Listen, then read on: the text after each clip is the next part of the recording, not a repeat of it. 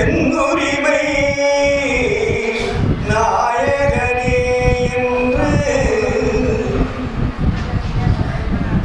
என்னுரிமை நாயகனே என்று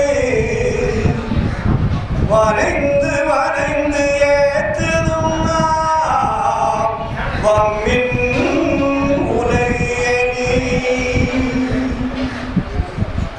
மரணமிலா பெருவாழில் வாழ்ந்திடலாம் கண்ணே உரைந்துரையே பொய் புகழே சத்தியம் சொல்கின்றேன் போற்றவையில் சிற்றவையில் புகும் தருணம்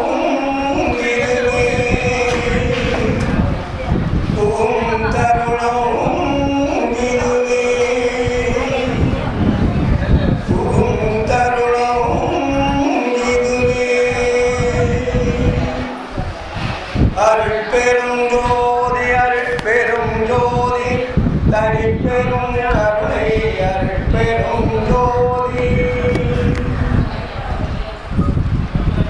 ஆன்மநேய ஒருமைப்பாட்டுடைய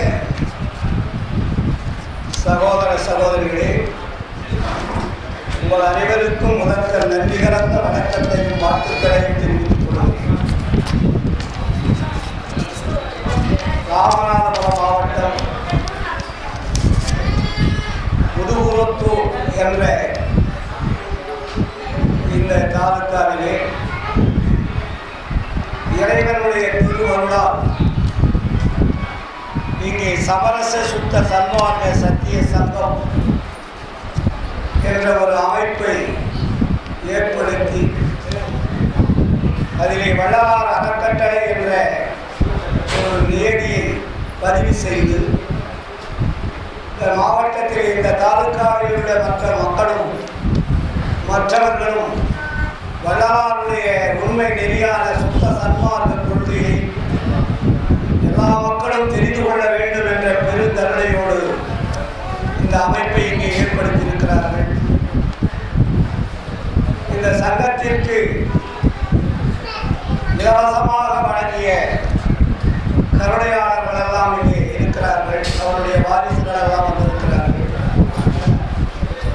இந்த சங்கத்தை சிறமேற்கொண்டு செவ்வன சிறப்பாக செய்ய வேண்டும் என்ற பெருந்தன்மையோடு ஐயா பழனிசாமி அவர்கள் ஒரு சிறந்த ஒரு குழுவை அமைத்து அந்த குழுவிற்குண்டான அங்கீகாரங்களை வழங்கி அவர் எங்கிருந்தாலும் இங்கே சேவை செவ்வன நடைபெற வேண்டும் என்ற எண்ணம் கொண்டு அவருக்கு உடன் இருக்கக்கூடிய அன்பர்கள் மிக சிறப்பாக இந்த பணியை செய்து கொண்டு வருகிறார்கள். இந்த சங்கம் இருப்பது எனக்கு தெரியாது. இந்த சங்கத்திற்கு நான் இதுவரையில் வந்ததில்லை. தமிழகம் முழுவதும் சென்றிருக்கின்றோம். இங்கே முதுகுளத்திலே இப்படி ஒரு சங்கம் இருக்கிறது என்பது தெரியாது. கடந்த மாதம் ஜீவ அறக்கட்டளை மிக சிறப்பானது ஒரு விழாவை அங்கே ஏற்படுத்தி விழாவை நடத்தினார்கள். அங்கே அந்த நிகழ்ச்சியை கலந்து கொண்டு பேசுகின்ற பொழுது பழனிசாமி ஐயா அவர்கள் வந்திருந்தார்கள். அவர்கள் விழா முடிந்து நிறைவு பெற்ற பிறகு ஐயா நீங்கள் எங்களுடைய ஊருக்கு வர வேண்டும் என்று கேட்டார்கள். தீப அறக்கட்டளை என்ன சொன்னார், நம்மளுடைய பாலகிருஷ்ண ஐயா அவசியம் போயிட்டு வரலையான்னு சொன்னார். எனக்கு இப்பொழுது நிறைய பணிகள் இருக்கிறது. தமிழகத்திலே எங்கு பார்த்தாலும் விழாக்கள் நடைபெற்றுக் கொண்டிருக்கிறது, மாநாடுகள் நடைபெற்றுக் கொண்டிருக்கிறது. அதில் சில முக்கிய பொறுப்புகளை எல்லாம் செய்ய வேண்டும் என்ற ஒரு அன்பு கட்டளை ஏற்று செய்யக்கூடிய ஒரு சூழ்நிலையில் இருக்கின்ற காரணத்தினாலும் வர முடியுமா முடியாதா என்ற சிந்தனையில் இருக்கின்ற பொழுது நமது பாலகிருஷ்ண ஐயா அவர்கள் அவசியம் நீங்கள் செல்ல வேண்டும், வர வேண்டும், ஒரு நல்ல இனிய நண்பர் அவர், அதனால் நீங்கள் அவசியம் வர வேண்டும் என்ற அன்பு கட்டளையிட்டார்கள். மறுக்க முடியவில்லை. உங்களை எல்லாம் சந்திக்கக்கூடிய ஒரு வாய்ப்பை இறைவன் நமக்கு நல்கி இருக்கிறார். இதை பார்க்கின்ற பொழுது பழனிசாமி ஐயா சொன்னார்கள், நாங்கள் இதுவரையிலே அன்னதானம் செய்து கொண்டிருக்கிறோம், விழா எடுத்து சொற்பொழிவு செய்வது இல்லை, இதுதான் முதல் தடவை. எங்களால் முடிந்த ஜீவகாருண்ய பணியை செய்து கொண்டிருக்கிறோம். ஆனால் நாங்கள் யாரையும் அழைத்து விழா எடுத்து சொற்பொழிவு பண்ண வரலாறு இல்லை. இதுவே முதல் தடவையாக இருக்கிறது ஐயா, எங்களுக்கு கொஞ்சம் தெரியாதவற்றை சொல்லுங்கள் என்று பணிவுடன் கேட்டார்கள். எல்லாம் இறைவன் பார்த்துக் கொள்வார் என்று சொன்னேன். அதே போல இங்கே நமது அருமை நண்பர்கள் தீப அறக்கட்டளை குழுமம். தீப அறக்கட்டளை என்பது ஒரு அற்புதமான குழுமம். அது ஒரு அறக்கட்டளை என்பது ஒரு வீடாக அவர்கள் வைத்து நடத்தி கொண்டிருக்கிறார்கள். அந்த குடும்பத்திலே இருக்கக்கூடிய உறுப்பினர்கள் எல்லாம் தீப அறக்கட்டளையை தன்னுடைய குடும்பமாக பார்த்து செயல்பட்டு கொண்டிருக்கிறார்கள்.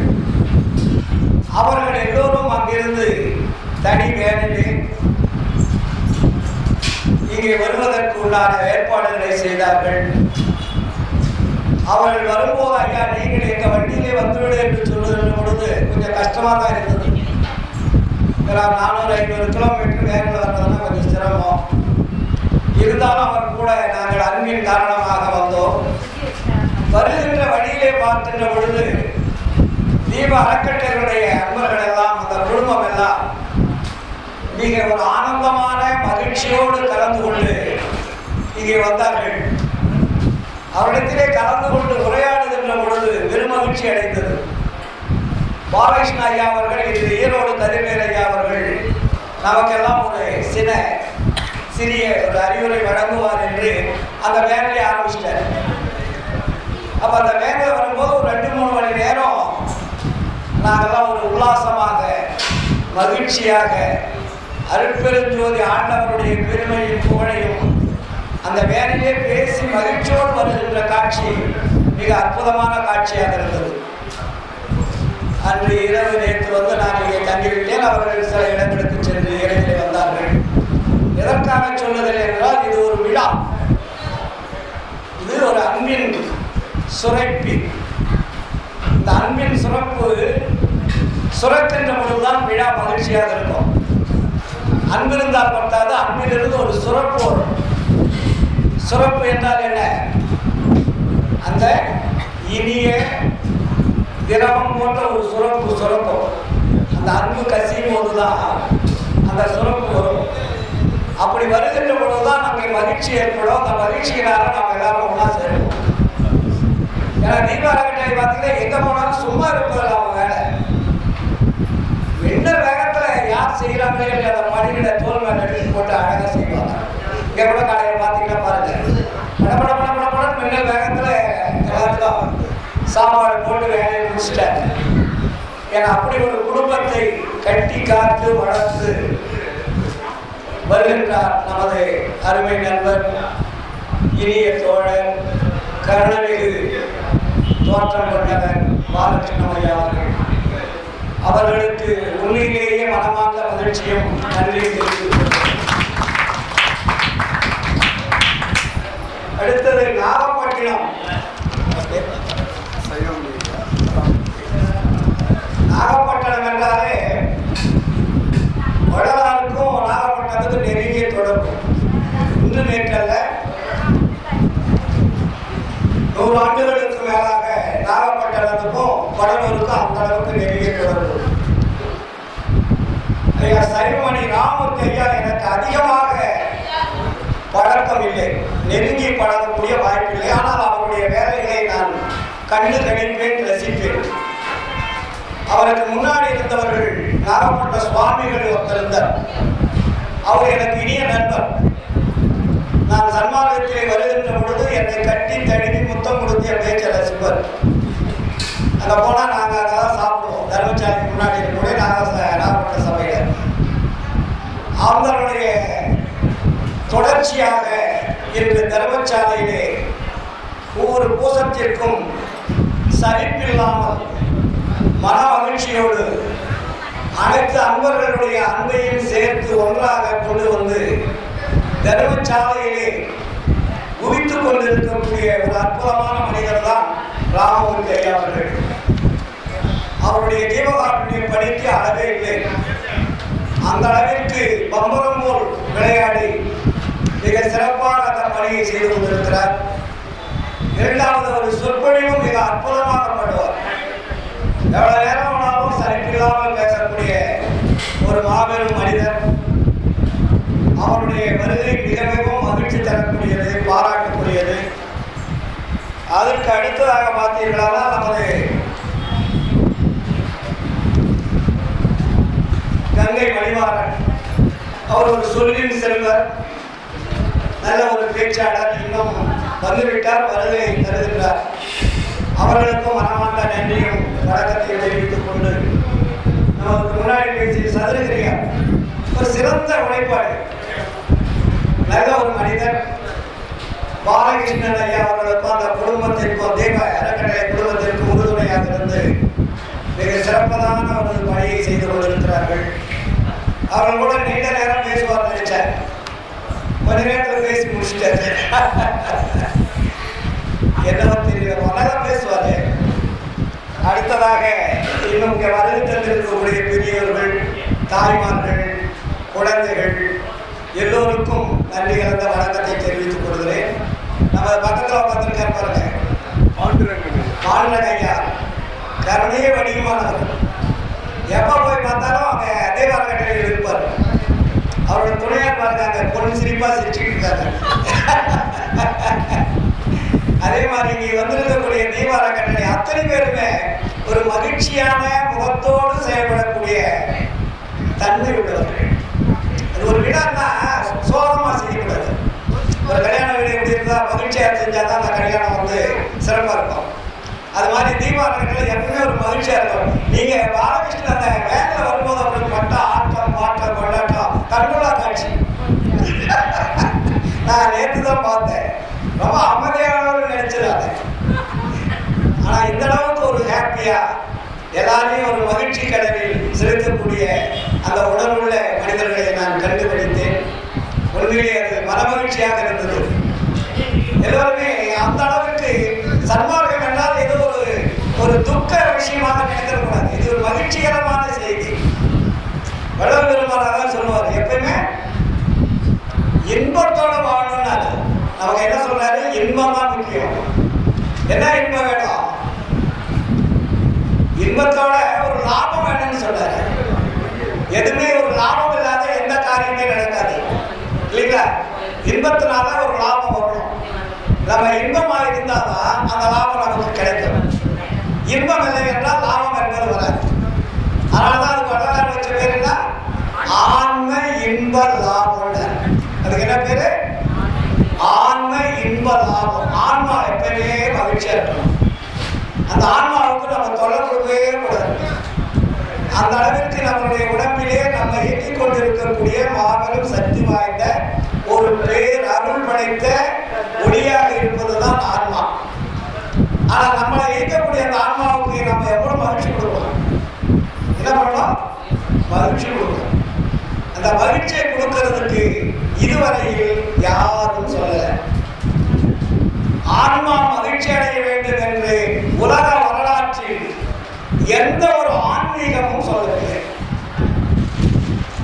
வள்ளல் பெருமான் வந்துதான் ஆன்ம மகிழ்ச்சி, ஆன்ம நெகிழ்ச்சி உருவாக்கணும். எனக்கு கொடுத்த தலைப்பு என்ன? எனக்கு தலைப்பு கொடுத்துருக்காங்க, மரணமில்லா பெருவாழ். அப்ப மரணமில்லா பெருவாழ்னா என்ன சார்? எல்லாருமே மரணமில்லா பெருவாழ்ன்றது நம்மளுடைய சித்தர் காலத்திலிருந்து வேதங்கள் எல்லாமே சொல்லிட்டு இருக்கு.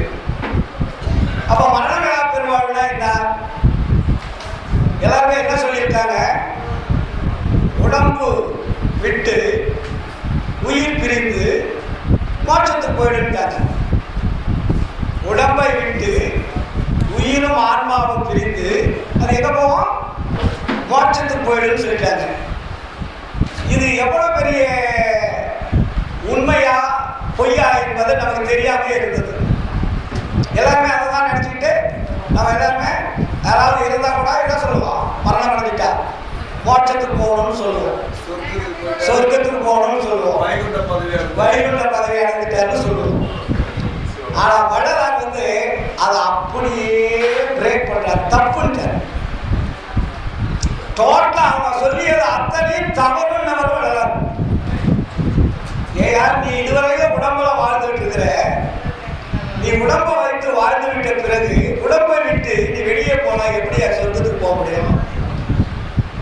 நீ வீட்டை விட்டு தாடி பண்ணிட்ட, வீட்டில் இருக்கிறதுக்கு உனக்கு தகுதி இல்லை, நீ வெளியே போயிட்ட.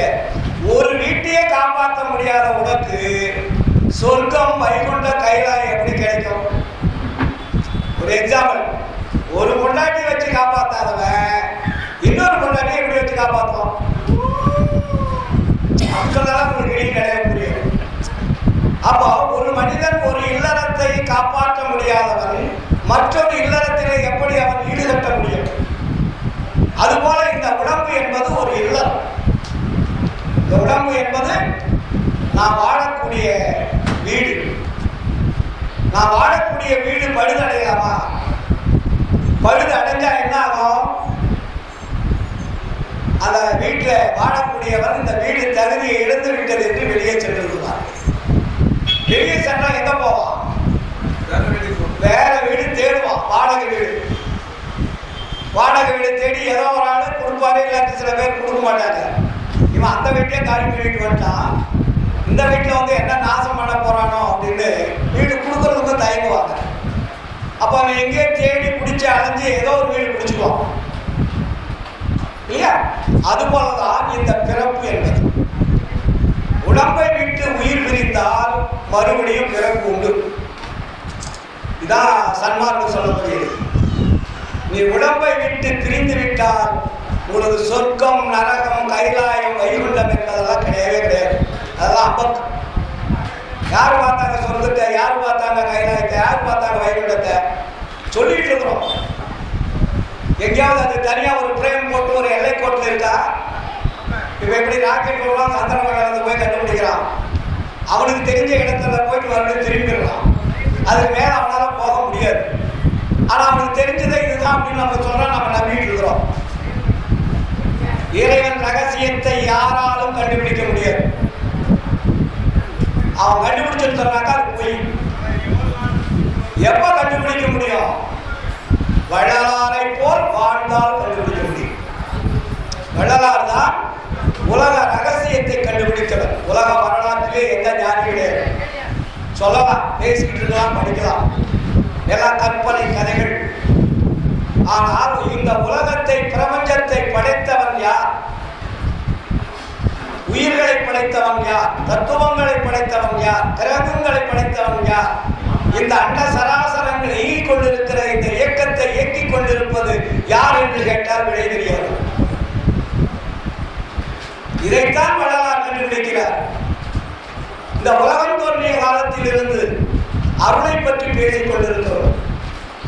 அருள் என்பது எத்தன்மையாக இருக்கிறது, அது எங்கே இருக்கிறது, அதை எப்படி பெறுவது, பெறுவதற்குண்டான வழி என்ன என்று யாராவது சரியான வழிமுறைகளை காட்டியிருக்கிறார்களா என்றால் எனக்கு தெரிந்த வரையில் இல்லை. ஏனென்றால் நம்ம நாட்டிலே நூல்கள் அளவில் இடங்காதது. அறிவு நூல்கள், ஆராய்ச்சி நூல்கள், வேத நூல்கள், அருள் நூல்கள் என்று பார்த்தோமானால் ஒரு கடலிலே கொண்டு சென்று கொட்டினாலும் கடல் இடமுழுத்து கொண்டு மேலே வரக்கூடிய அளவுக்கு புத்தகங்கள் இருக்கு நம்ம நாட்டில். எல்லாமே நிறைய எழுதி வச்சிருக்கான். தினமும் எழுதிட்டு இருக்கலாம், ஒன்னா எழுதிட்டு இருக்கலாம். உலகம் முழுவதும் நூல்களை எழுதிக்கிட்டே இருக்கிறான், டெய்லி எழுதிட்டு இருக்கானுங்க. பிரஸ் பாருங்க, எத்தனை ஆயிரம் பிரஸ் ஓடிட்டு தான் இருக்கு, புத்தகங்கள் வந்துகிட்டே இருக்கு. என்ன பிரயோஜனம்? என்ன பிரயோஜனம்? எல்லாமே பொய்யான கற்பனை கதைகளை, கட்டுக்கதைகளை இட்டு இட்டு எழுத்து வடிவமாக படைத்திருக்கிறார்களே தவிர அதிலே உண்மை என்பது ஒன்றுமே இல்லை. யாருக்கு என்ன தெரியுதோ நூலாக எழுதிடுவாங்க இல்லைங்களா? அப்போ இந்த நூல் எதற்கு? எல்லாமே யாருக்காக எழுதுறாங்கன்னா மனிதனுக்காகத்தான் எழுதுறாங்க.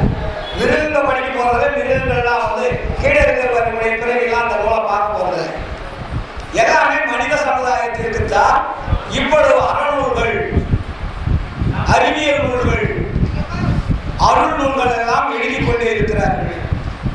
ஆனால் ஒரு நூல்களையாவது ஆன்ம இன்ப லாபம் அடைவதற்குண்டான வழிகளை காட்டியிருக்கிறதா என்றால் இல்லை. வள்ளல் பெருமான் வந்துதான் ஒரு மனிதனாக பிறப்பெடுத்தவன். அவன் எதை அனுபவிக்க வேண்டும், எப்படி அந்த லாபத்தை பெற வேண்டும் என்ற ஒரு தெளிவான உண்மையை வகுத்து தந்தவர். ஏப்பா அவருக்கு மட்டும் எப்படி இந்த ஞானம் கிடைச்சது? அவர் மட்டும் எப்படி எழுதக்கூடிய ஒரு தில்லு வந்தது? எல்லாரும் மனிதர்கள் தானே. அவருக்கு முன்னாடி எத்தனையோ ஞானிகள் தோன்றி இருக்கிறார்கள், எத்தனையோ அருளாளர்கள் தோன்றி இருக்கிறார்கள் இல்லையா? எத்தனையோ சித்தர்கள் தோன்றி இருக்கிறார். நம்ம நாட்டில் மட்டுமல்ல, உலகம் முழுவதுமே இவ்வளவு பெரியவர்கள் பல்லாயிரம் ஆண்டுகளாக இந்த நாட்டிலே பிறப்பெடுத்து வாழ்ந்து கொண்டிருக்கக்கூடிய அருளாளர்களுக்கெல்லாம் தெரியாதது வடநாடு மட்டும் எப்படி தெரியும் அப்படின்னு ஒரு கேள்வி கேட்பாங்க. இவர் வந்து இப்போ எத்தனை ஆண்டுகள் ஆச்சியா? வடநாடு வந்து 195 ஆண்டுகள், 195 ஆண்டுகள் தான் ஆச்சு. ஏன்னா 5000 ஆண்டுகளாக இந்த நாட்டிலே ஆன்மீக அறிவியல் நூல்கள் எழுதி கொண்டே இருக்கிறார்கள். வடநாடு மட்டும் எப்படி இந்த உண்மையை தெரிந்து உலக மக்களுக்கு சொல்ல முடியும் அப்படின்னு ஒரு கேள்வி நீங்க கேட்கணும். ஆனா உங்களுக்கு கேட்க தெரியாது, வடநாடே கேள்வி கேட்க சொல்லுங்க. ஏன்னா நம்ம அந்த அளவுக்கு அறிவு என்பது கொஞ்சம் சூன்யமாகத்தான் இருக்கும். ஏன்னா நம்ம தான் பல நூல்களை படிச்சு அறிவை வடிவ வச்சிருக்கிறாங்க. ஒரு நூல்களை படிச்சா ஏதாவது ஓரளவுக்கு அறிவு இருக்கும். பல நூல்களை படிக்கும் போது அறிவு வந்து கிழக்கிடையே பிரியும், ஒண்ணுக்கு ஒன்று தேவையாகாது. அப்போ ஏன் இந்த நிலை ஏற்பட்டது என்றால், இறைவன் எந்த நோக்கத்திற்காக உயிர்களை படைத்து உயர்ந்த அறிவை கொடுத்து மனிதர்களை படைத்தான். நாமெல்லாம் கீழிலிருந்து நம்ம மேல வந்திருக்கோம் இல்லைங்களா? தாவரங்களிலிருந்து என்ன ஊர்வரை, பரப்பரை, நிலப்பரை, அப்புறம் தேவர், அசுரர், அதுக்கப்புறம் தான் மனிதர். மனிதனுக்கு எத்தனை பிறகு, எத்தனையாவது பிறகு மனித பிறகு தெரியுமா? நம்ம எல்லாம் எத்தனை பிறகு நினைச்சிருக்கோம்? எத்தனையாவது பிறகு? 6வது பிறகு நினைச்சிட்டு இருக்குது. 6வது பிறகு அல்ல, 7வது பிறகு. ஊர்வரை, பரப்பரை, நடப்பரை, அதுக்கப்புறம் அசுரர், சூரர், அதுக்கப்புறம் தான் மனிதர். 7வது பிறவி.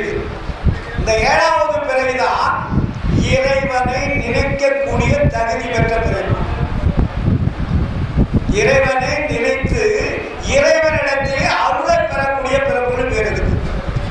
நம்ம ஏதோ வாழ்ந்து இங்க ஜாலியா இருந்துட்டு மரணம் அடைகிறதல்ல. இந்த பிறப்பு, மனித பிறப்பு என்பது நாம் நல்லா அனுபவிக்கணும். நம்ம எப்படி இருக்கணும்? நல்லா அனுபவிக்கணும். ஏதோ நிறைய பேர் சொல்லுவாங்க, பிரம்மச்சாரிய வேண்டும், ஆன்மீகத்தில் அருளை பெற வேண்டுமானால் திருமணம் செய்யக்கூடாது, துறவியா போயிடணும், சன்னியாசியா போயிடணும், காடுகள், மலைகள், குன்றுகள், குகைகள்ல போய் உட்காந்து தவம் பண்ணணும்னு எல்லாம் சொல்லி வச்சுட்டு போயிட்டாங்க. ஆனா வடநாடு எந்த இடத்துலயாவது அப்படி சொல்லியிருக்காங்க? இல்ல. ஒரு வரியில அழகா எல்லாரும் புரியுற மாதிரி எழுதுவாரு. அறம், பொருள், இன்பம், வீடு. இதான் நம்ம நாட்டில் எல்லாம் சொல்லிட்டு இருக்காங்க. ஆனா வடநாடு அதுக்கு தெளிவான ஒரு பதிலை சொல்றாரு. அறம், பொருள், இன்பம், வீடு, இந்த 4ஐயும் நல்லா நோடுங்க. 4 காலங்களில் அனுபவித்து பின்பு பற்றற விட்டு இருப்பதே இறைவன் அருளை பெறுவதற்கு ஏதுவாக இருக்கிறது இருக்கிறார். புரியுங்களா? அதுக்கு முன்னாடி என்ன பண்ணிட்டான்? சன்னியாசி வேணும்னா வள்ளுவர் சொல்லுவாரு, திருவள்ளுவர் என்ன சொன்னாரு? பாலகிருஷ்ண ஐயா திருவள்ளுவர் குரல் சொல்லுவாரு. துறந்தார்க்கும் துவாதார்க்கும் இறந்தார்க்கும் இல்வாழ்வான் துறைவர். இல்லைங்களா?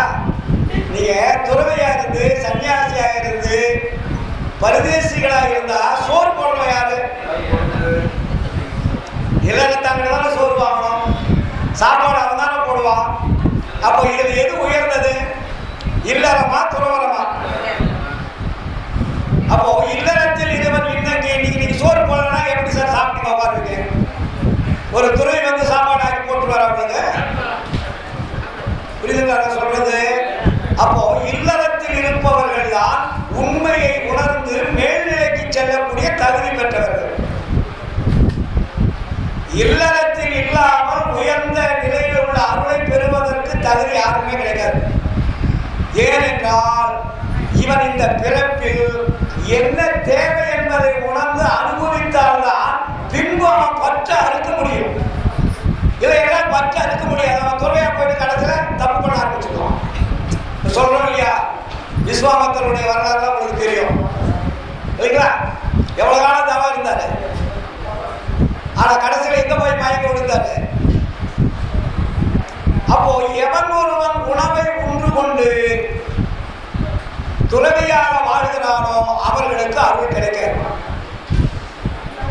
ஏன்னா உணவு என்பது உணர்ச்சியை தூண்டுவது. உணர்ச்சியை தூண்டக்கூடிய உணவு அவன் தவறு செய்வதற்குள்ளான வாய்ப்பை உருவாக்கி கொண்டே இருக்கும். Very simple. ஏன்னா இந்த உணவு என்பது நம்ம உடம்பிலே 6 சுவைகளாக உள்ள அனுப்புறோம். காரம், உப்பு, புளிப்பு, துவர்ப்பு, இனிப்பு, கசப்பு. இதெல்லாம் என்ன பண்ணணுங்கன்னா ரத்தமாக மாறுது. ரத்தமாக மாறி என்ன பண்ணோம்? அதில் கோடான அணுக்கள் பெற்று செய்து சுக்கிலமாக வருது. சுக்கிலம் எங்க ஸ்டோரேஜ் ஆகுது? அது வேறு குண்டலினி இல்லைங்களா? குண்டலினி வந்து ஸ்டோர் ஆகிடும். அது வெளியே போறதா உள்ள போறதான்னு தெரியாது. அந்த ஸ்டோர் ஆயிடுச்சு. இதை உள்ள அனுப்புறதா வெளியே அனுப்புறதா? இதான் 2ஆம் கட்ட வேலை இந்த சமுதாயத்தில் நடந்துட்டு இருக்கு. எல்லாருக்கும் இது பொதுவானது. அப்ப அந்த குண்டலியை ஏற்றணும்னு சொல்லிட்டு நிறைய பேர் விளையாடுவாங்க. குண்டலினி சக்தி, குண்டலினி யோகம் இல்லையா? நிறைய பார்த்தீங்கன்னா நம்ம நாட்டில் எங்க பார்த்தாலும் இருக்கும். காய கல்பம், இது பேர் என்ன? காய கல்பம். காய கல்பம்னு சொன்னவங்களும் செத்து போயிட்டாங்க. குண்டலினி ஏற்றவங்களும் செத்து போயிட்டாங்க. வாசின்னு சொல்லிட்டு மூச்சு அடக்கி பிராணவாயுவை நிறுத்தி கருவல வாயுவை கூட்டு கடைசியில இடங்களை பிங்களை என்ற சுவாசத்தை நிறுத்தணும்னு செத்து போயிட்டான். புரியுதுங்களா? அப்போ நம்ம உடம்புக்குள் என்ன நடந்து கொண்டிருக்கிறது? இந்த உடம்பிற்குள் நடந்து கொண்டிருக்கக்கூடிய நடத்தையை நாம் புரிந்து கொள்ளாமல் ஆன்மீகம் என்பதோ அருள் என்பதோ கிடைக்கவே கிடைக்காது. ஏன்னா வள்ளல் பெருமான் வந்து இங்கதான் தெளிவுபடுத்துறார் நமக்கு. அதனால இவ்வளவு நூல்கள் நீங்க படிக்கிறீர்கள் மக்களே, உங்களுக்கு அறிவு விளங்கவில்லையே ஏன் அப்படின்னா நம்ம என்ன பண்ணிட்டு இருக்கோம்? ஒவ்வொரு நூலையும் படிச்சுட்டு அந்த நூலுக்கு தகுந்த மாதிரி நம்ம வாழ்க்கை அமைச்சுட்டு பார்க்கணும். ஆனா இதை விட இது நல்லா இருக்கு, இதை விட இது நல்லா இருக்கு, இந்த நூலை சரியா சொல்லியிருக்காங்க, இந்த நூலை இதை விட பெருசா இருக்கு அப்படிதான் சொல்லுவோம். அப்ப வள்ளல் பெருமான் வந்து என்ன பண்ணிட்டாரு? ஐயா ஒரு சப்ஜெக்ட் போனது. அப்போ இந்த உலகத்தை படைத்தவருக்கு தான் தெரியும் அந்த கஷ்டம். இப்ப நம்ம வந்து எல்லாரும் நம்ம உயிர்களாக இருக்கிறோம், உடம்பெடுத்து இருக்கிறோம், வாழ்ந்துட்டு இருக்கிறோம். ஆனா நம்ம எப்படி நம்மை படைத்தவர் யார் என்பது நமக்கு தெரியுமா? தெரியாது. ஏன்னா நம்ம அதை பத்தி நினைக்கிறதுல நம்ம படைத்தவன் நினைக்கிறான். நம்மை படைத்தவனுக்கு தான் அந்த கஷ்டம் தெரியும். இந்த ஜீவர்கள் துன்பப்பட்டு அழிந்து கொண்டிருக்கிறார்கள், இவர்களை காப்பாற்ற வேண்டுமே என்ற ஏக்கமும் எண்ணமும் யாருக்கு ஏற்பட்டதுன்னா இந்த உலகத்தை அண்டத்தை படைத்த இறைவனுக்கு ஏற்பட்டது. அப்ப இறைவன் என்ன பண்றாருன்னா ஒவ்வொரு காலகட்டத்துக்கும் ஒவ்வொரு அருளாளர்களை அனுப்புறார். அவங்க வராங்க, நல்லவதான். இங்க வந்துவிட்ட பிறகு அவங்கள் வாழ்க்கை தரம் மாறிவிடுகிறது. மாறிவிட்டதுனால அவங்க என்ன பண்றாங்க? சமுதாயத்திற்கு தகுந்தாற் போல உண்மைக்கு புறம்பான கருத்துக்களை சொல்லிட்டாங்க. இதனாலதான் இந்த பிரச்சனைகள் வந்ததுக்கு அடிப்படை காரணமே. உண்மையை சொல்லியிருந்தா இன்னொரு அருளாளர் தேவையில்லை, வள்ளலார் நமக்கு தேவையில்லை. இதுக்கு முன்னாடி எத்தனையோ அருளாளர்கள் வந்தார்கள். அவர்கள் உண்மைக்கு புறம்பான உண்மையும் பொய்யும் கலந்த கருத்துக்களை வச்சுட்டாங்க. அப்ப நம்ம என்ன பண்றோம்? உண்மை எது பொய் எதுன்னு தெரியல, நம்ம முடிச்சுட்டு இருக்கோம். ஆனா இங்க பார்த்தா உண்மையா இருக்கு, இங்க பார்த்தா பொய்யா இப்ப ரெண்டு விதமான கருத்துக்கள் நம்மளுடைய அறிவிலை போதுகின்ற பொழுது நம்ம மயக்கப்பட்டோம். இந்த காலகட்டத்தில் தான் இந்த உலகத்தை படைத்த இறைவன் ஒரு மாபெரும் சக்தி வாய்ந்த அருளாளரை உலகத்துக்கு அனுப்புறார். அவர் உண்மையை மட்டும்தான் பேசுவார், பொய்ய பேசக்கூடாதுன்னு ஒரு சட்டத்தை ஏற்றி அந்த சட்டப்படி நடக்கணும்னு சொல்லிட்டுதான் ஒரு மாபெரும் சக்தி வாய்ந்த ஒரு ஆற்றல் மிகுந்த அருளாளரை இந்த உலகத்தில் அனுப்புறார். அவர் யாருன்னா அவர் தான் வள்ளலார். அவரே சொல்றாரு இல்லையா, எல்லாரும் படித்த பாடல்கள் தானே. என்ன சொல்றாரு அவரு? தான் இந்த உலகத்திற்கு வந்த நோக்கத்தின் உண்மை என்ன என்பதை முதல்ல தெரிஞ்சுக்கின்றார். நான் எதற்காக வந்தேன் என்று நான் சொல்லுகிறேன், தயவு செய்து கேளுங்கள், பதிவு செய்து கொள்ளுங்கள் இல்லையா. வள்ளலார் என்ன சொல்றாரு?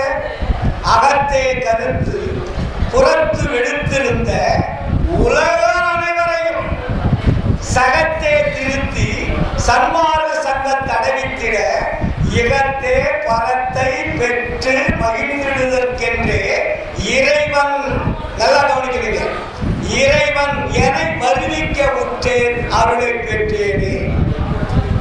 அப்ப இறைவன் எதற்காக என்னை வருவிக்க உற்றான் என்றால், இந்த உலகத்தில் மக்கள் அகம் கருத்து புறமெடுத்திருக்கிறார்கள். மக்கள் அல்ல, மக்களை மாற்றியவர்கள் தான் குற்றவாளிகள். நம்மளாம் நல்லவங்க, நமக்கு என்ன தெரியும்? வளர மருத்துவமனை எல்லாமே தெரியுதா? வளர வளர நம்மளுடைய வாழ்க்கையில் தாய் சொல்லுவது போல, தகப்பன் சொல்லுவது போல, குரு சொல்லுவது போல, சுற்றம் சூழ்ந்த சமுதாயம் சொல்லுவது போல வாழ்ந்துருக்கிறோம். இது அன்று தொட்டு இன்று வரையிலே நடந்து கொண்டிருக்கிறது. ஆனா வள்ளலார் அதுக்கு நமக்கு இப்படி வாழாதீங்க, இதுவரையும் நீங்கள் வாழ்ந்த வாழ்க்கையெல்லாம் வெற்றி மாயாஜால வாழ்க்கை. ஏன்னா இந்த மாயாஜால வாழ்க்கை எதனால நமக்கு வந்தது அப்படின்னா, வள்ளலார் அதுக்கும் பதில் சொல்றாரு. ஏன்னா நமக்கு தெரியாது இல்ல. அப்ப வள்ளலார் என்ன சொல்றாரு? நான் வந்ததனுடைய நோக்கம் சொல்லிட்டேன், அதுக்கு அடுத்தது ஒரு ஸ்டெப் உங்களுக்கு சொல்ல போற, புரிஞ்சுக்காங்க. ஏன்னா இந்த உலகம் எப்படி இருந்தது, எப்படி இருக்கிறது என்பதை புரிந்து கொண்டால் நீங்கள் தெளிவடைவதற்கு ஒரு வாய்ப்பு இருக்கணும். ஏன்னா அவர் பதில் சொன்னாதானே அதுக்கு முன்னாடி இருந்த குற்றங்கள் என்னவென்று உங்களால் புரிந்து கொள்ள முடியும். அப்ப வள்ளலார் என்ன சொல்றாருங்க? போருற்று, என்னது போருற்று உலகில் ஒரு சமயம் நெறிகளெல்லாம் வேய்விழி புற்ற பிச்சு பிள்ளை விளையாட்டென்று உணர்ந்திடாது. வேறுற்ற உலகில் ஒரு சமயமத நெறியலாம் வேய், நல்லா கவனிக்கணும், வேய்விழி புற்ற பிச்சு பிள்ளை விளையாட்டென்று உணர்ந்திடாது. உயிர்கள் பலவேதமுற்று அங்கும் இங்கும் போருற்று இறந்து வீண் போயினர். அப்ப என்ன பண்றாங்க? இன்னும் வீண் போகாதபடி விரைந்தே புனிதமுறு சுத்த சன்மார்க்க நெறி காட்டி மெய்ப்பொருளினை நன்கு உணர்த்தி எல்லோரும் ஏறுற்ற சுகநிலை அடைந்திட புரித நீ. எல்லாரும் சன்மார்க்கிகள் தானே, நல்லா கேளுங்க என்ன சொல்றாரு? புரித நீ ஏன் என் பிள்ளையாதலாலே இவ்வேலை புரிக என்கிட்டனன் மனத்தில் வேறு என்னற்க என்ற புரியை. ஏன் இந்த வேலையை நான் உனக்கு கொடுக்கிறேன்? நீ என் பிள்ளை, நீ உண்மையை சொல்லுவதற்காக அனுப்பியிருக்கிறேன், நீ தவறு செய்ய மாட்டாய், உண்மைக்கு புறம்பான செய்திகளை இந்த உலக மக்களுக்கு விதைக்க மாட்டாய். அதனால் மகனே, நீ என் பிள்ளையாதலாலே இவ்வேலை புரிக என்கிட்டனன் மனத்தில் வேறு எண்ணற்க என்ற புரியை. நீருற்ற ஒளிய நெருப்பே, நெருப்பினுள் நிறைந்து இருளகற்றும் ஒளியே, நிர்குணானந்த வர நாதாந்த வரையோங்கும் நீதி நடராஜபதே சொல்ற. என்ன தெளிவுபடுத்தி கடைசியில ஆண்டவரை பத்தி பிரிஷிகளை கொடுக்குறார். ஏன் இப்படி நான் சொல்றேன்? என்னை ஆண்டவர் அனுப்பினார், அனுப்பின ஆண்டவர் என்கிட்ட முழு பொறுப்பை ஒப்படைத்திருக்கிறார். அந்த பொறுப்பை சிறமேற்கொண்டு நான் சுத்த சன்மார்க்க நெறியை உலகத்திற்கு பரப்புகிறேன். பரப்புகிறவர் சொல்லக்கூடியவர் யாருன்னா, நீருற்ற ஒளிய நெருப்பே, நெருப்பினுள் நிறைந்து இருளற்ற ஒளியே,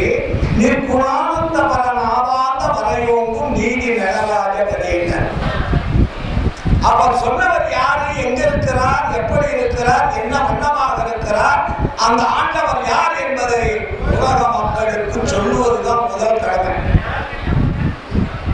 ஏன்னா வள்ளலார் சும்மா ஏதோ ஒரு விளையாட்டுக்காக 4 பேருக்கு ஜெபகாருண்யம் எல்லாம் போதும்ன்ற நிலையில சொல்றது வந்தவர் அல்ல. புரியுதுங்களா? ஏன்னா இந்த உலகம் எல்லாமே பொய் பிடித்த உலகமாக இருக்கிறது. மெய் என்பது மறைக்கப்பட்டிருக்கிறது, பொய் என்பது விளையாடி கொண்டிருக்கிறது. அதனாலதான் வள்ளலார் சொன்னாரே, மக்களே மனிதர்களே நான் சொல்லுகிறேன், தயவு செய்து கேடு, சொல்லுகின்றேன் பற்பலனால் துரிசலவே தூய்மை உடையவே வெல்லுகின்ற வார்த்தை என்று வெறும் வார்த்தை என் வாய் விளம்பாது. ஏன்னா மற்றவங்க சொன்ன மாதிரி பொய்யெல்லாம் நான் பேச மாட்டேன். பொய் பேசக்கூடிய ஒரு சூழல் இறைவன் எனக்கு கொடுக்கிறார். அதனால நீங்க என்ன பண்றீங்க, இனிமே உங்களுக்கு ஒரு ஆர்டர் கொடுக்க போற, அதை கேட்பீங்களான்னு கேட்கிறாரு. இப்ப நான் சொல்றேன், நீங்க தான் கேட்பீங்களா? ஒரு குணம் கேட்கலான்னு வரும், ஒரு குணம் பார்க்கலான்னு வரும், ஒரு குணம் முயற்சி செய்யலான்னு வரும். அப்படிப்பட்ட ஒரு சூழ்நிலையை நம்ம வாழ்ந்துட்டு இருக்கோம். ஏன்னா இந்த இடத்தில் கேட்கும் போது நல்லா இருக்கும், வீட்டில் போய் அந்த வாழ்க்கையை கடைபிடிக்கும் போது கொஞ்சம் கஷ்டமா இருக்கும். அதுக்கப்புறம் என்னடா அப்படி பேசுறாங்க வேற, கடைசியில் நம்ம இங்க அதே பாட்டை தான் பாடிட்டு இருக்கிறோம். இந்த வாழ்க்கையிலிருந்து விடுபட முடியலையே என்ற ஒரு சிக்கல் நம்ம வாழ்க்கையில புதைஞ்சு போச்சு. நம்ம வேற குற்றங்கள். அப்படிப்பட்ட ஒரு சூழல்ல நம்மளாம் சிக்கிட்டோம். இதனால வள்ளலார் சொல்ற, அந்த பல நூல்களை படிச்சா உங்களுக்கு அறிவு வருகிறது. புரியுதுங்களா? இந்த பல நூல்களை படிச்சாவே நம்மளுடைய அறிவு என்னவும் மழி போயிடும், குழப்பமாயிடும். அதனாலதான் வள்ளலார் அதை ஸ்டார்ட் பண்ணாரு. ஞானசரிகளை ஒரு பாடத்தான் வரும். கண்டதெல்லாம் அடித்தியவே, கேட்டதெல்லாம் பழுது, கற்றதெல்லாம் பொய்யே, நீர் கடித்ததெல்லாம் வீணே, உண்டதெல்லாம் மரமே, உட்கொண்டதெல்லாம் முறையே, உலகிய நீ இதுவரையில் உண்மை அறிந்திலே. இதுவரையில நீங்க உண்மை தெரிஞ்சிருக்கிறீங்களா? பரவாயில்ல. விண்டதினால் இனி நீ சமரச சன்மார்க்க மெய்நெறியை கடைபிடித்து மெய்ப்பொருள் நன்கு உணர்ந்து எந்த சிற்றம்பலத்தை என் தந்தை அருள் அடைவின் இரவாத வரம் பெறலாம் இன்பமுள்ளதாக. இப்ப நீங்க பல நூல்களை படிச்சுன்னா மன்னமலா பெருமாள் வருமா? குழப்பம் தான் வரும். அப்போ இங்க எவ்வளவு ஸ்ட்ராங், உலகத்துல யாருமே சொல்லல சார். இவ்வளவு துணிச்சல் வருமா யாராவது சொல்றதுக்கு? இதுவரை நீ கண்டதெல்லாம் அனித்தியம், கெட்டதெல்லாம் பழுது, கற்றதெல்லாம் பொய், கடித்ததெல்லாம் வீண், உண்டதெல்லாம் மலமே, உட்கொண்டதெல்லாம் குறையே. ஏ மக்களே, உலகிய நீ இதுவரையில் உண்மை அறிந்தீரே. தூக்கி போட. விண்டதினால் என் இனி நீ சமரச சன்மார்க்க மெய்நெறியை கடைபிடித்து மெய்ப்பொருள் நன்குணர்ந்து எந்த சிற்றம்பலத்தை என் தந்தை அருள் அடைவில் இரவாத வரம் பெறலாம் இன்பமுள்ளதாக. அப்ப இரவாத வரம் என்றால் என்ன? அதுக்கு பேர் தான் மரணம் இல்லாத பெருவாழ்வு. மரணம் இல்லாத பெருவாழ்வுனா என்ன சார்? மரணம் இல்லாத பெருவாழ்வு எல்லாரும் நம்ம பேசிட்டு இருக்கிறோம், படிச்சுட்டு இருக்கிறோம். ஆயிரக்கணக்கான பாடல்கள் வள்ளலார் மரணமில்லா பெருவாழ்வு சொல்றார். மரணமில்லா பெருவாழ்வு வாழ்றதுக்கு என்ன வழி? வழி தெரியாம நீங்க மரணமில்லா பெருவாழ்வு வாழலாம் வாழலாம் வாழலாம்னா எப்படி சார் வாழ்றது? அப்போ உலகத்தில் கல்வி பிரிச்சுட்டாங்க. உலகத்துல எதுவுமே கற்றாதான கல்வி, அது கற்கவில்லைன்னா கல்வி இல்லை இல்லைங்களா? இப்போ எல்லாத்துக்குமே இப்போ நம்ம குழந்தை பிறந்தோடனே என்ன பண்ணுறோம்? வயிற்றில் இருக்கும் போதே ரிஜிஸ்டர் பண்ணிருக்கோம். சில கான்வென்ட் ஸ்கூலுக்கு குழந்தை பிறகுறது அப்புறம் அங்கே கர்ப்பம் ஆகிட்டாவே சீட்டு கிடைக்காதுன்னு முன்கூட்டியே ரிசர்வேஷன் பண்ணக்கூடிய காலம் வந்துருச்சு இல்லைங்களா? அப்போ அந்த கல்வி என்பது நமக்கு ரொம்ப முக்கியமாக இருக்கு இல்லையா? அப்போ கல்வி என்பது இந்த உலகத்திற்கு அவசியம் தேவை. ஆனால் வள்ளலார் இங்கே என்ன பண்ணாருன்னா கல்வி கற்கிறதுக்கு தான், கற்றுக் கொடுக்கறதுக்கு தான் வர. ஏன்னா உலகத்தில் இதுவரையில் இருந்தது என்ன கல்வி? சாகும் கல்வி. நாம் படித்துக் கொண்டிருக்கக்கூடிய கல்வி அத்தனையும் சாகும் கல்வி. வள்ளலார் வந்து என்ன பண்றாரு? சாகா கல்வியை கற்றுக் கொடுக்க வர்றாரு. Very simple. ஏன்னா இன்னைக்கு நம்ம கல்வி அவசியம் நமக்கு எல்லாருக்குமே. ஏன்னா நம்ம கற்ற கல்விகள் எல்லாம் பொருள் ஈட்டும் கல்வி. நம்ம கல்வி எதுக்கு பயன்படுது? பொருள் ஈட்டுவதற்கு பயன்படுது. பொருள் எதுக்கு தேவைப்படுது? பொருள் ஈட்டும் கல்வி கரெக்ட் சார். பொருள் எதுக்கு? கல்யாணம் பண்ணணும், முதல் வேலை என்ன பண்ணணும்? பொருள் வந்தோடனே ஃபர்ஸ்ட் என்ன பண்ணுவாங்க? திருமணம், அப்புறம் குழந்தை பெற்றுக்கணும், அப்புறம் வீடு கட்டணும், கார் வாங்கணும், இல்லை ஜாலியா வாழ்க்கை நடத்தணும். ஏன்னா மற்றவங்களாம் நம்ம போற்றணும், புகழணும், நம்ம கழுத்து நிறைய நகை இருக்கணும், வீட்டு நிறைய பொருள்கள் இருக்கணும், கார் உயர்ந்த காரா இருக்கணும், போட்டி போட்டுக்கிட்டு வாங்கணும். அதுக்காக போட்டி போட்டுக்கிட்டு நம்ம கல்வி கற்று பணம் அதிகம் சம்பாதிக்கலாம் இல்லைங்களா? அப்போ பக்கத்து வீட்டுக்காரி கூட நம்மளை பார்த்து ஏங்கணும். இப்படிலாம் இந்த கல்வி நமக்கு பயன்படுது. இருக்கிறவர்கள் அனுபவிக்கின்றதை இல்லாதவர்கள் பார்த்து ஏங்கக்கூடிய வாழ்க்கை தான் நம்ம வாழ்ந்துருக்கோம். ஏன்னா நம்ம வாழ்க்கை அவங்கள விட நம்ம கொஞ்சம் உயர்ந்திருந்தா பரவாயில்ல. அவங்ககிட்ட வந்து சும்மா மாறிதான் இருக்குது. நம்மகிட்ட நம்ம காரில் என்னென்னவோ கார், உயர்ந்த கார், இதெல்லாம் வந்தால் அவங்கள விட நம்ம கொஞ்சம் கெத்து. அவங்ககிட்ட 50 பவுன் இருக்கா, நம்மகிட்ட ஒரு 500 பவுன் வேணும். அவங்க 2 ரூம் வச்சு பெட்ரூம் கட்டியிருக்காங்களா, நம்மளுக்கு ஒரு 6 ரூம், இல்லாட்டி ஒரு 7 ரூம். வரக்கூடிய கெஸ்ட்லாம் தனித்தனியாக தங்குறதுக்கு வசதிகள், வாய்ப்புகள் எப்படி நம்ம கொடநாட்டில் ஜெயலலிதா கட்டி வச்சுருந்தா பாருங்க. நீங்க போய் பார்த்துருக்கீங்களா? நான் பார்த்துட்டேன். ஏன்னா கொடநாடு என்னுடைய குழந்தை, அவருடைய பொண்ணு அங்கே தான் கொடுத்துருக்கு, பார்த்ததுலையே. அப்போ அங்கே போய் பார்த்தீங்கன்னா ஒரு 500 தனித்தனி அறைகள்லாம் இருக்கும். ஹெலிகாப்டர் வந்து இறங்குறதுக்கு வழி இருக்கும், அங்கே நீச்சல் குளம் இருக்கும். உள்ளே போய் பார்த்தீங்கன்னா உலகத்திலே இல்லாத பொருள்கள் எல்லாம் அங்கே நிறைஞ்சிருக்கும். ஆனால் இறுதியில் அவன் நிலைமை என்னாச்சு? எப்படி செத்தார்கள் என்று கூட தெரிந்து கொள்ள முடியாத அளவிற்கு இன்று வரையில் விமர்சனம் நடந்து கொண்டிருக்கிறது. அப்போ இந்த பொருள் என்ன வச்சது? இந்த உலகத்தில் இருக்கக்கூடிய கல்வி கற்றதனுடைய பயன் என்ன? அதுக்கு பேர் தான் வள்ளலார் இது சாகும் கல்வின்னு பேர் வச்சார். நான் உலகத்தில் இதுவரையில் கற்ற கல்விகள் எல்லாம் சாகும் கல்வி. வள்ளலார் வந்து அதுக்கு என்ன பேர் வைக்கிறாரு? சாகா கல்வி பேர் வச்சார். சாகா கல்வி என்பதுதான் அதை கற்றால்தான் மரணத்தை வெல்ல முடியும்.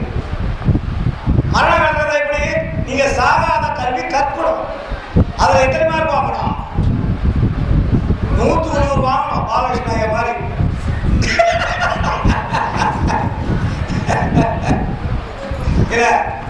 வள்ளலார் வந்து நமக்கு சாகா கல்வியை கற்றுக் கொடுப்பதற்காக வந்தவர். இப்ப நம்ம சன்மாரிகள்லாம் நம்ம என்ன பண்ணிருக்கோம்? நம்ம எல்லைக்குள்ள வந்துட்டோம். ஏன்னா இப்ப இங்க வந்திருக்கக்கூடிய சன்மார்கள், உலகத்தில் இருக்கக்கூடிய சன்மாரிகள் எல்லோருமே புண்ணியம் செய்தவர்கள். ஏன்னா வள்ளலாருடைய அந்த அரங்கத்திற்குள், அந்த சொத்த சன்மார்கள் எல்லைக்குள் நாம் எல்லாம் பிரவேசமாயிட்டோம். ஏன்னா அவர் சொன்ன அந்த மகா மந்திரத்தை சொல்லக்கூடிய வாய்ப்பு நமக்கெல்லாம் கிடைச்சிருக்கு. இதே ஒரு பெரிய புண்ணியம். அதுல வந்து அவங்க பயிற்சியில பாஸ் பண்றாங்களா, தோல்வி அடைகிறாங்களா, அது அப்பாற்பட்ட விஷயம். பட் நீங்க எல்லைக்குள்ள வந்துட்டீங்க. இன்னும் மற்றவர்களை வரவைப்பதற்காக துடித்துக் கொண்டு இருக்கிறீர்கள். இதான் சன்மார்க்கம். நம்ம வந்துவிட்டால் மட்டும் பத்தாது, மற்றவர்களை நீங்க வரவழைக்க வேண்டும். எல்லோரையும் நம்மவர்களாக்கிக் கொள்ளுங்கள். சுத்த சன்மார்க்கம் எதை சொல்லுது? அத்தனை பேரையும் நம்மவராக்கிக் கொள்ளக்கூடிய முயற்சியில், பயிற்சியில் இறக்கக்கூடியது பேர் தான் சுத்த சன்மார்க்கம். வள்ளலார் சுத்த சன்மார்க்க நெறி என்று ஏற்படுத்திட்டாரு. நம்ம எல்லாமே போர்டில் போட்டோம், பத்திரிகை அடிக்கிறோம், எல்லாரையும் கூப்பிடுறோம், எல்லாருக்கும் வேண்டியத பசியான உணவு கொடுக்குறோம் இல்லைங்களா? இது வந்து ஒரு பெரிய அருமையான ஒரு வாழ்க்கை முறையில நம்ம கடைபிடிச்சுக்கிறோம். ஆனா இன்னும் நம்ம மேலே ஏறணும். நம்ம இது மேலே ஏறணும். இந்த கல்வி பத்தாது. இப்பதான் வந்து நீங்க என்ன பண்றீங்க? சன்மார்க்கத்தினுடைய சாகா கல்வியில ஃபர்ஸ்ட் கிளாஸ் வந்து நீங்க இப்போ உள்ள நுழைஞ்சிருக்கீங்க. இதுக்கு பேர் என்ன? எல்கேஜி பாடம்னு பேரு. இப்போ சன்மார்க்கத்தில் இருக்கக்கூடிய அத்தனை பேரும் சாகா கல்விக்கு வந்துட்டீங்க கற்பதற்கு. ஆனா இப்போ நம்ம படிக்கக்கூடிய ஃபர்ஸ்ட் கல்வி எது தெரியுமா? இப்பதான் உள்ள நுழைஞ்சிருக்கோம். இப்போ நம்ம எல்கேஜி பாடம் படிச்சுட்டு இருக்கோம். இப்போ எல்கேஜி இருந்து அடுத்தது என்ன வரணும்? யூகேஜி, அதுக்கப்புறம் ஃபர்ஸ்ட் செகண்ட் தேர்டு இல்லையா, நடுநிலைப்பள்ளி, உயர்நிலைப்பள்ளி, கல்லூரி, அதுக்கப்புறம் காலேஜ், அதுக்கப்புறம் யூனிவர்சிட்டி, இப்படி அப்படி இப்படியே போய் லாஸ்ட்ல நீங்க ஃபைனல் ஆகும்போது என்ன பண்ணணும்? டிகிரி வாங்கணும். என்ன டிகிரி வாங்கணும்? சாகா கல்வி கற்றவன் என்ற டிகிரி வாங்கணும். சாகா கல்வி கற்பதற்கு என்ன தேவை? என்ன டிகிரி ஆக்க யார்? இது மனிதன் கொடுக்கிறதா?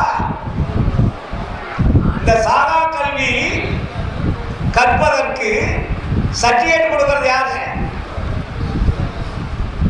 அருட்பெருஞ்சோதி ஆண்டவர் மட்டும்தான் அதுக்கு சர்டிபிகேட் கொடுக்க முடியும்.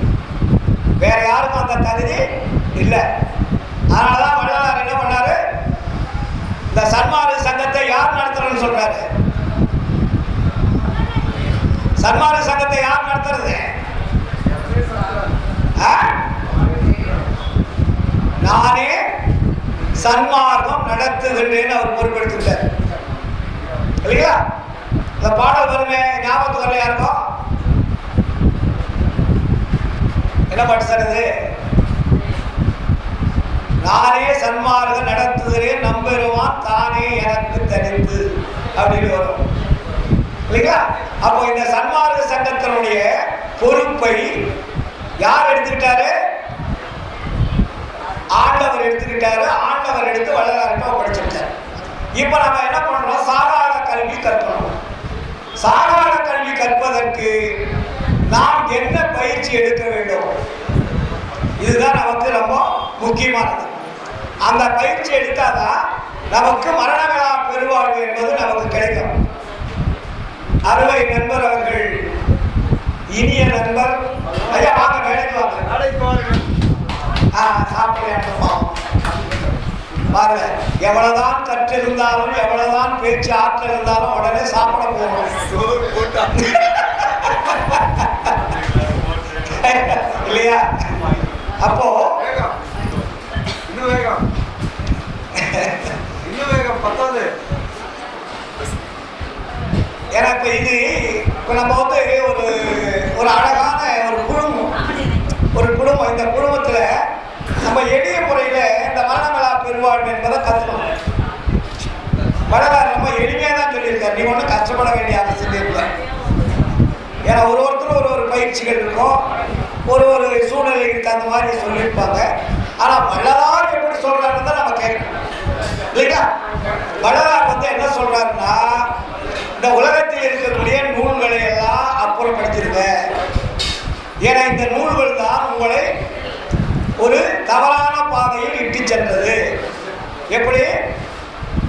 ஜாதி, சமயம், மதம், இந்த மூணையும் பிரிச்சது எது? நம்மளுடைய நூல்கள் தான் பிரிச்சது. நம்மளுடைய வழிகாட்டிய நூல்கள் தான் ஜாதி, சமயம், மதங்களை பிரிச்சது. இப்ப நீங்க ஜாதி, சமய, மதங்களை பிடித்துக் கொண்டு சாகா கல்வி கற்க முடியுமா என்றால் சத்தியமா முடியாது. நீ உள்ள வந்துட்டீங்க, சாகா கல்வி கூடத்துக்கு வந்துட்டீங்க. ஆனா நீங்க கற்கும் போது எதை எதை விட வேண்டும், எதை எதை பிடிக்க வேண்டும் என்பதை முதல்ல நீங்க முடிவெடுக்கணும். புரியுதுங்களா? இப்ப நம்ம சன்மார்க்கத்தை வச்சுக்கிட்டே நம்ம என்ன பண்ணிட்டு இருக்கோம்? சில பேர் அறியாதவர்கள் சமய சடங்குகளை விடாமல் வைத்துக் கொண்டிருக்கிறோம். ஜாதி, சமய சடங்குகளை நாம் விடாமல் பிடித்துக் கொண்டு சன்மார்க்கத்தை பிடிச்சிட்டு இருக்கிறோம். இது நடக்குமாவட்டா? சத்தியமா நடக்காது. காலையில் வழிபாடு பண்ணீங்க, வழிபாடு முடிச்சுட்டு விண்ணப்பம் சொன்னீங்க, என்ன சொன்னீங்க? இப்ப காலையில சொன்னீங்கல்ல, மேல போய் கொடியை தருங்க. கொடியினுடைய வரலாறு என்பது ஒரு புனிதமானது. அந்த கொடி எப்படிப்பட்டது, எங்க இருக்கிறது, ஏன் வள்ளலார் கொடி கட்டினார் என்ற உண்மையை தெரிஞ்சுக்கிறதுக்கு ஒரு நாள் பூரா வேணும். அதை முடிச்சுட்டு வழிபாடு பண்ண வந்துட்டீங்க. வழிபாடு பண்ணும் போது நீங்க என்ன பண்ணுங்க? எல்லாருமே பாடல்களை பாடினீர்கள். கடைசியில் ஒரு விண்ணப்பத்தை சொன்னீங்க.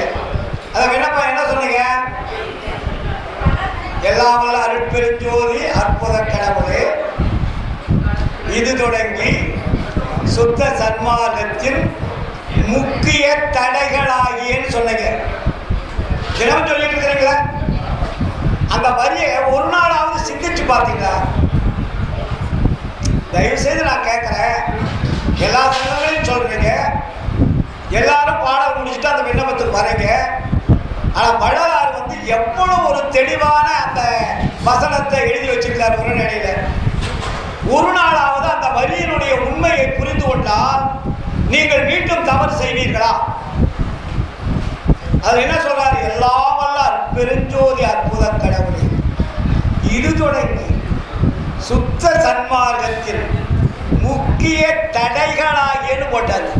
என்ன தடை? சாதாரண தடை இல்லை, முக்கிய தடைன்னு போட்டாரு.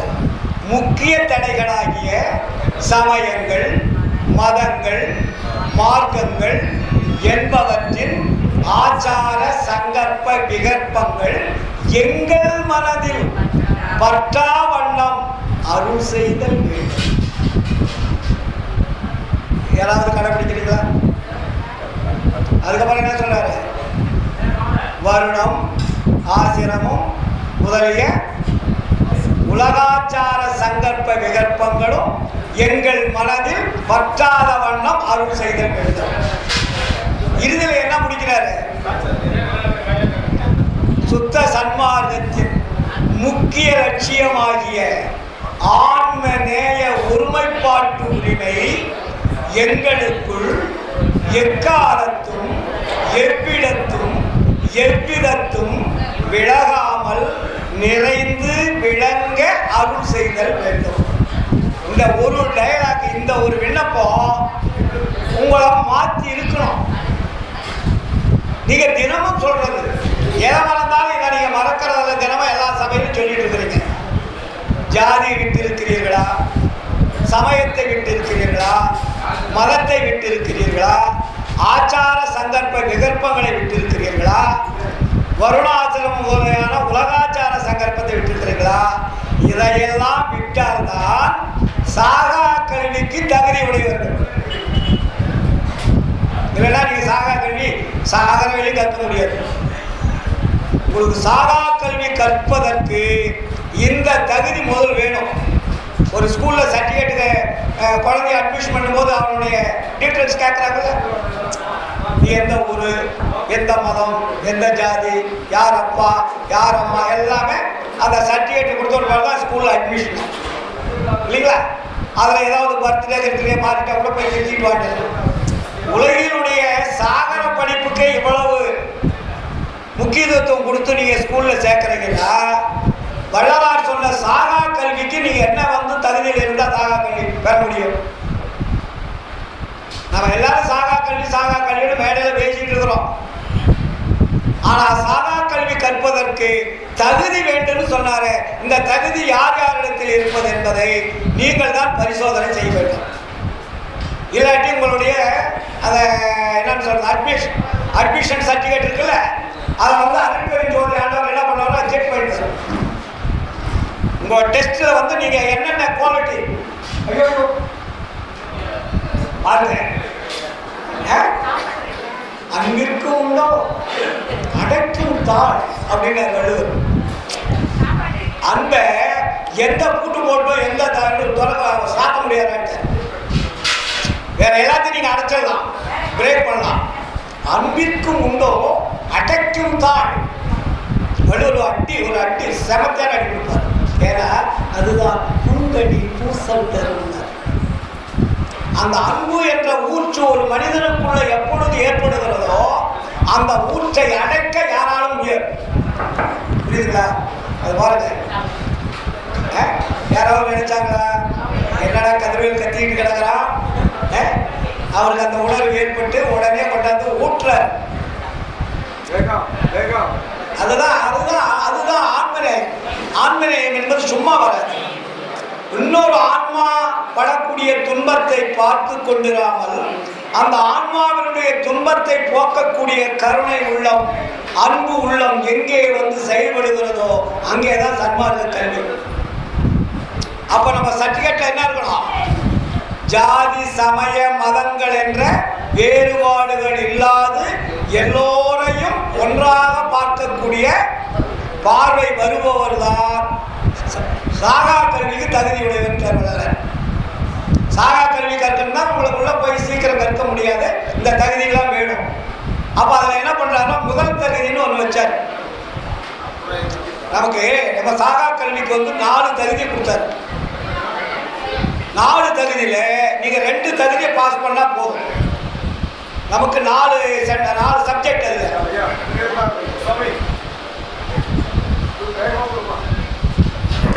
எல்லாம் காப்பி பிடிக்கிறதுக்கு அப்புறம் பேசிக்கலாமா?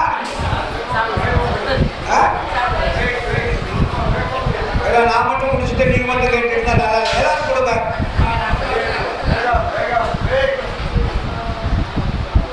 நல்ல அருமையான சுவையான காப்பி தான், சாப்பிட்டு பேசுவோம்.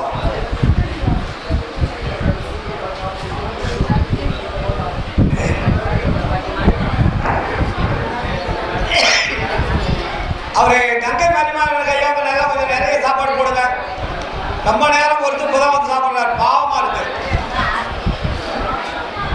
மணி 10:45.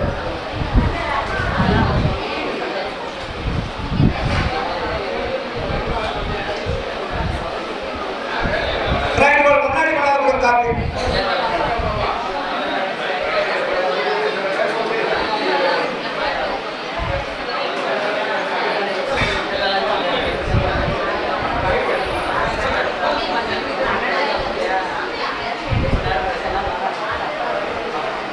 ஜோதி தனிப்பெரும் கருணை பெரும் ஜோதி. இடைவேளைக்கு பிறகு மீண்டும் தொடர்கிறோம். வள்ளல் பெருமான் கல்வி 2ஆக பிரித்தார். ஒன்று சாகும் கல்வி, இன்னொன்று சாகா கல்வி. அதை பற்றி நம்ம சிந்திச்சோம். உலகில் இருக்கக்கூடிய கல்வி அத்தனையும் சாகும் கல்வி, மரணத்திற்கு இட்டு செல்லும் கல்வி.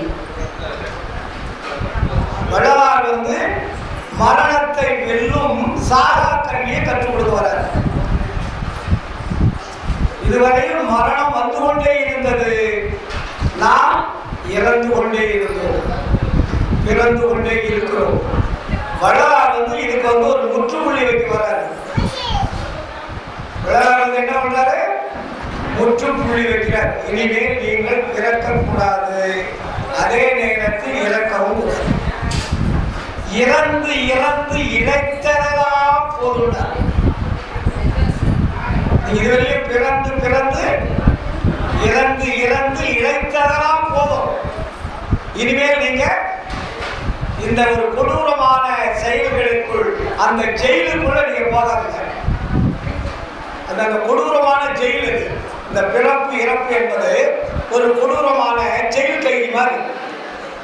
அதெல்லாம் வள்ளலார் சொல்லுவாரு, இறந்தவரை எடுத்திடும் போது அகற்றுகின்ற உலகில் இரவாத பெருவர நீர் ஏனடைய மாட்டி மறந்திருந்தி பிணி மூப்பில் சம்மதமுமக்கு மறந்தும் இதை நினைக்கும் நல்லோர் மனநெடுங்கும் கண்டி சிறந்திடு சன்மார்க்கம் ஒன்றே பிணி மூப்பும் மரணம் சேராமல் தவித்திருந்தார் தெரிந்து வம்பிடுங்கே.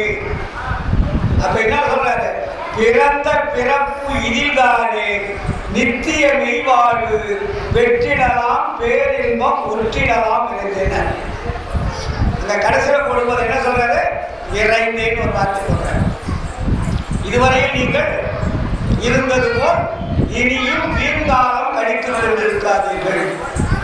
உங்களுக்கு காலம் இல்லை. ஏன்னா உங்களுக்கு எல்லாமே இப்ப வந்துட்டு இருக்குது. என்ன?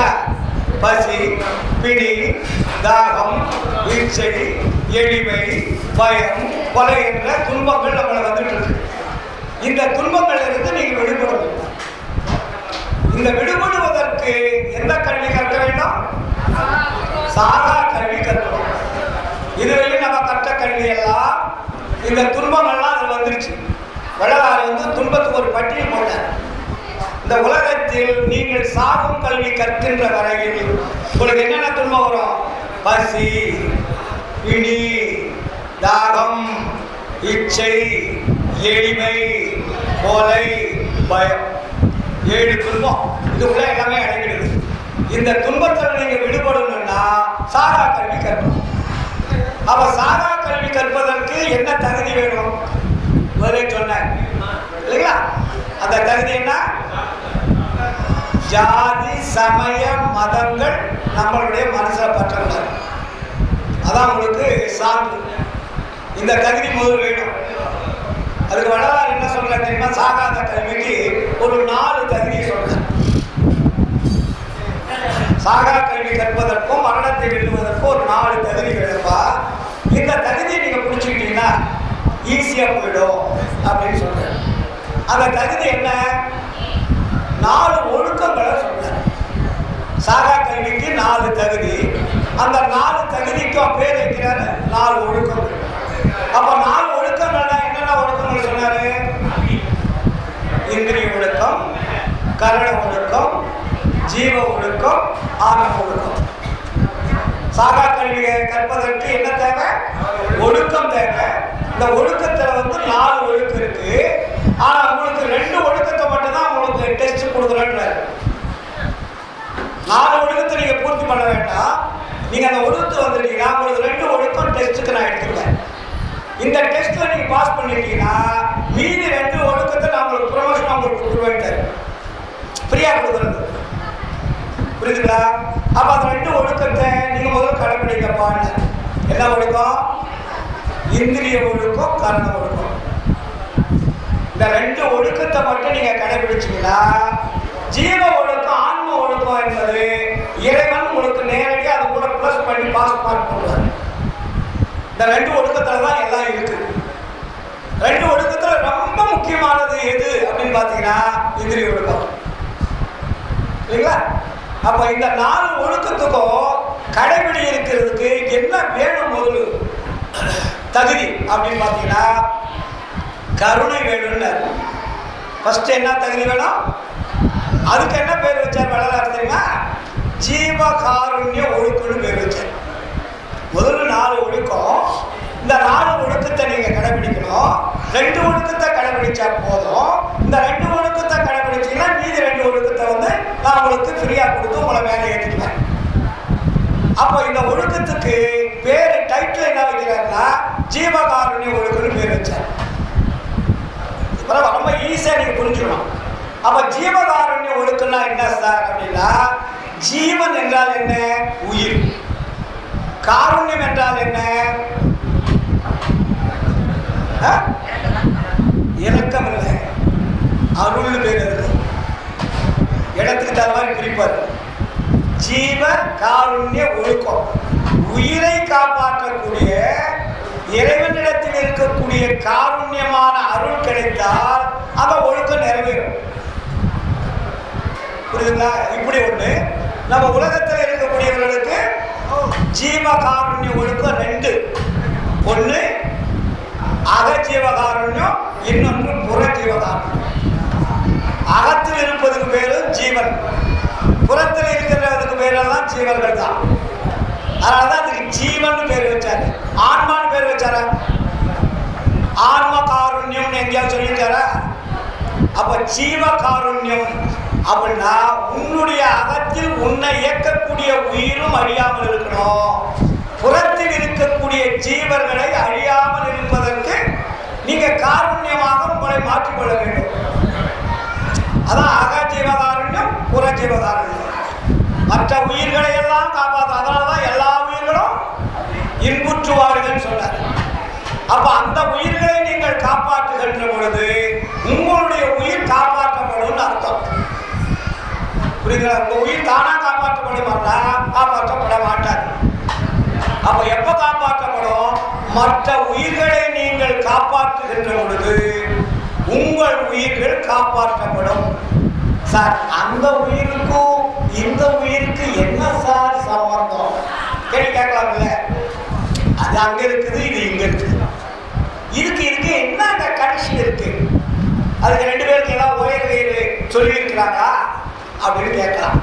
வள்ளலார் அங்க தெளிவாக சொல்லுவாரு, நீங்கள் மற்ற உயிர்களை துன்பப்படுகின்ற பொழுது அந்த உயிர்களை கருணை நிமித்தமாக நீங்கள் காருண்யம் வைக்கின்ற பொழுது அந்த உயிர்கள் நிலத்திலே இருக்கக்கூடிய ஆன்மாவும் ஜீவனும் மகிழ்ச்சி அடைகின்றது. அது வேணும்னா ஆன்ம மகிழ்ச்சி, ஆன்ம நெகிழ்ச்சின்னு பேர். அது வேறு ஆன்ம மகிழ்ச்சி, ஆன்ம நெகிழ்ச்சி. இந்த மகிழ்ச்சி நெகிழ்ச்சி என்னன்னு பார்த்தீங்கன்னா வாய்ஸ். இப்போ நான் பேசுறேன், உங்களுக்கு கேட்குதா? அப்போ உங்ககிட்ட என்ன இருக்குது கேட்கறதுக்கு? காது இருக்கு. இப்போ நான் பேசுறேன், கேட்குறீங்க, என்னுடைய சப்தமானது உங்களுடைய செவியின் வழியாக உள்ளே போகுது. இதான லிங்க். அப்போ இந்த ஆன்ம நெகிழ்ச்சிக்கும் ஆன்ம மகிழ்ச்சிக்கும் ஆன்ம உருக்கத்துக்கும் என்ன தொடர்பு அப்படின்னா, நீங்கள் ஆன்மா மகிழ்ச்சி அடைகின்ற பொழுது, ஆன்ம உருக்கம் ஏற்படுகின்ற பொழுது, அப்போ ஆன்ம நெகிழ்ச்சி என்பதான் ஒரு உற்பத்தி ஆகுது. அது மின்காந்த அலைகளாக அந்த ஆற்றல் இங்க வருது. எங்க யார் அந்த ஜீவகாருண்யத்தை செய்கிறார்களோ அவருடைய ஆன்மாவில் அது ஸ்டோர் ஆகும். புரியுதுங்களா? அப்ப இங்க ஸ்டோர் ஆகும்போது இது கண்ணுக்கு தெரியுமானா தெரியாது. இது ஒரு ஆட்டோமேட்டிக் செயல். இது உங்ககிட்ட அந்த ஆன்ம நெகிழ்ச்சி, ஆன்ம உருக்கம், ஆன்ம மகிழ்ச்சி ஏற்படுகின்ற பொழுது உங்களுடைய ஆன்மா அலோகமான மகிழ்ச்சி அடையும். அப்ப இந்த ஆன்மா நம்ம உடம்புக்குள்ள இருக்கிறது என்ன ஆகுதுன்னா மகிழ்ச்சிக்கு எல்லை இல்லாத வரும்.